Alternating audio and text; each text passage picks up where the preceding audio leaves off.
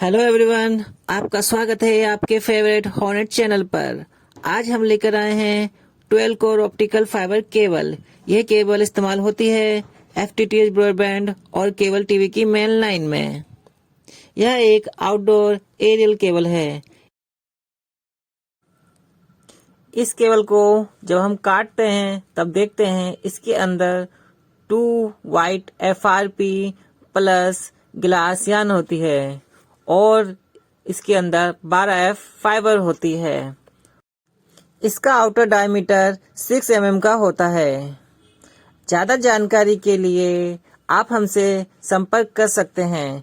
Detail आपको description box में मिल जाएगी। Stock available on multicore infotech.